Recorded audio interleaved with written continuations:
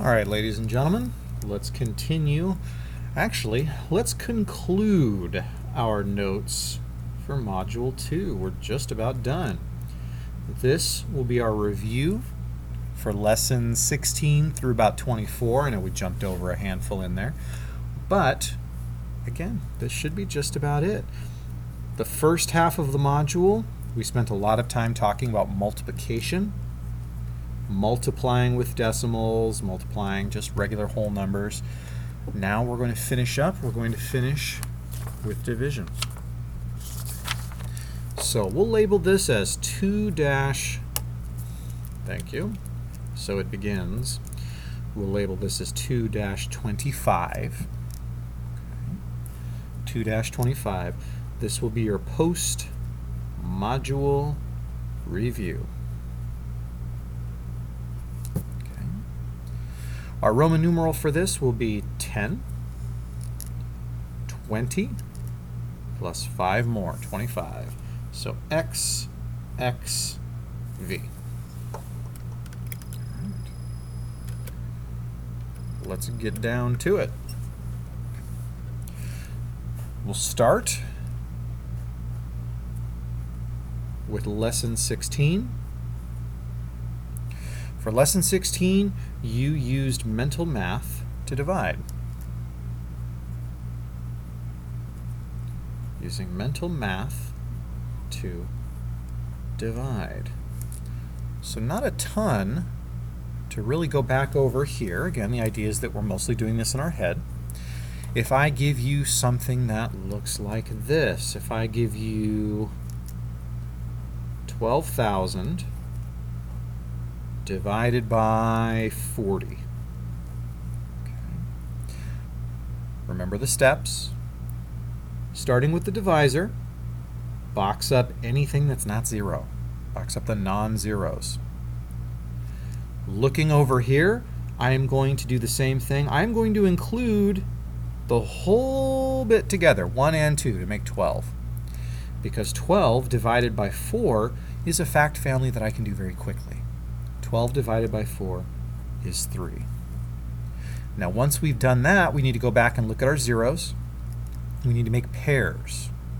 And place value is important. So 0 in the ones, 0 in the ones column, those cancel out. But there are no other zeros here. No zeros in the 10, no 0 in the hundreds like there is over on this side. There is a 0 in the hundreds, there is a 0 in the tens here, not in 40. So I can't make any more pairs. I cannot pair these together because this is 0 tens and this is 0 hundreds, which probably seems like it shouldn't make a big deal, but it does. Those two zeros are left. I'll scoot them over here, and that's my answer. That's pretty much it. Okay. Remember to put any extra zeros over here in the quotient. Remember that you can only make pairs going from one to the other, from divisor to dividend, or dividend to divisor, whichever way you go. Okay. You cannot make pairs here. You cannot make pairs within a number. All right. We will continue with that. We'll carry it forward as we move into Lesson 17. In Lesson 17, we talked about estimating quotients. Now this was something that I know was frustrating for a lot of students. Every year it's one thing that, first of all, is pretty new, and second is just, it's different. It's not the same kind of estimating we've done previously. You have to use compatible numbers. In fact, I'm going to make a big note of that right here. Compatible numbers are key. They are super important. With most estimating, we can use the other rules because it doesn't really matter what you end up with. Okay? If I get something that, I don't know, if I get 400 and then I get a 70, I can multiply those together. I can add those together. I can subtract those together without any trouble. The problem is with division, I can't do that. Division is very picky. Division is only going to work with certain numbers together. Okay. So if I give you an example that looks like this, 735 divided by, let's say, let's do 87. Okay? I start with my divisor. I round that first. Now this part's nice. That I can actually round normally. 87, give yourself some space. 87 will just round to 90. That's to the nearest 10, that's okay. Now 735 is going to be a little different because I'm going to look at the first digit in that rounded divisor, 9. And then I'm going to compare it over here. I'm going to look at the 7. Can I divide 7 divided by 9? No, 7 is too small. Can I divide 73 divided by 9? Yes, but not evenly. So I'm going to look at the 73 and I'm going to change it to a number that is part of a 9 fact family. I know that 9 times 8 equals 72, and that's really close to 73. So I'm going to go with 72. 735, 720. Now again, our normal rules of estimating don't apply here with division. If I round this to the nearest 100, I get 700. Not that. If I round to the nearest 10, I get 740. Also not that. But none of those are going to work properly. I've got to turn those first two digits into a multiple of this one. Then I can divide very quickly, just like we did with lesson 16. 72 divided by 9 is 8. The zeros cancel out, so there's nothing to carry over. I'm done. 735 divided by 87 should be approximately equal to 8. Now, the actual answer will obviously be different, but all we're doing is estimating. We're just trying to get a rough idea. Okay. Part C.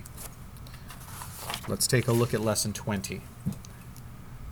Again, lesson 18, lesson 19, kind of just going over the same type of material. So we're going to jump ahead to lesson 20. Okay. Lesson 20, we did some dividing with 1-digit quotients. Now, we also had remainders. I'm not going to include that every time because most of the division we did had remainders. Okay. Now, our divisor still has 2 digits. That's relatively new to 5th grade, but it's going to be true for most of the division that we do, definitely all the division we do on this test. Okay. So if I give you an example, let's say, let's do 83 divided by 19. Okay. 83 divided by 19. I might suggest starting by estimating. 19 would round to about 20. 83, well, 8 is already divisible by 2, so I'm just dropping that thing down to 80. That works because that's the normal way we'd round, but that's a coincidence. It's not always going to happen. 80 divided by 20 is 4. So whatever this is, it should end up being 4 and something. 4 with a remainder. Okay. Now, we don't have a ton of space to do a lot of division. I will go ahead and do this one quickly. What I will suggest, what I'm going to do, I'm going to slide my paper over. I'm going to use my straight edge. I'm just going to mark basically a dividing line right there just to kind of split from what I've been writing already. Okay. Went down a little too far. Because you know me, I'm going to want an arrow. I love arrows. Let's use this space in the margin to go ahead and divide 83 divided by 19. Okay. 19 will not go into 8, so I put a 0 there. I could go through and do the 0 times 19 is 0, 8 minus 0 is 8, but there's no real reason to. I will just stretch out and look at 83. How many times will 19 go into 83? Well, I don't know exactly, but I estimated. So I'm guessing again that it should be about 4. Let's see if that's accurate. 4 times 9 is 36, carry the 3. 4 times 1 is 4, 5, 6, 7. All right, that looks pretty good. Subtract out. 3 minus 6 won't work unless I borrow, so I will. 13 minus 6 is 7. Okay, not bad. Remainder 7. 4 remainder 7. I know normally I don't like to do this kind of thing with the notes. I like it to be a little neater. I don't like to have things up in the margin. But with division, they call it long division for a reason. It is always long, so we'll just kind of have to make it fit where we can. Okay. So the final answer, 4 remainder 7. And I'll put that down here as well. 83 divided by 19 is approximately equal, approximately nothing. We have the actual answer now. It's equal to 4 remainder, thanks pencil, 4 remainder 7. Okay. Let's move on to lesson 22. For lesson 22, this time, we are dividing with 2 digit quotients. We're dividing with 2 digit quotients. Again, you're looking at the possibility of remainders, nothing particularly new there. Don't worry about it too much. Okay. 327 divided by 17. Now, I'm not going to work this entire thing out. Again, the notes are going to be way too long if I keep doing that. But you can feel free to work it out on your own at home for practice. I will start by estimating it. 17 would round to about 20. 327, well, 3 divided by 2. And why did I box the whole thing? I'm only boxing the non-zero digits. My goodness. Sorry, folks. Let's try that. 2 will go into 3 about 1 time. It's not even, it's not compatible. So I'm actually going to stretch out to the 32, even though I don't really technically have to. If I change 32 to 30,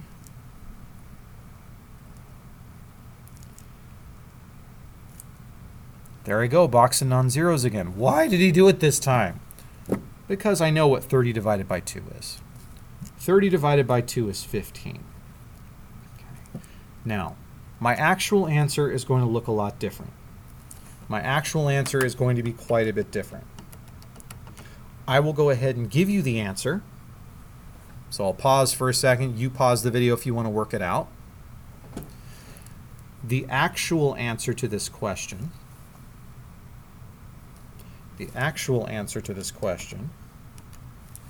should be 19 remainder, I had to double check, make sure I had it correct, 19 remainder 4. 19 remainder 4. Okay. All right, again, work that out. Look back over it if you're having trouble. Go back to the original lesson if you need any extra review. Okay. Lesson 23. This is just estimating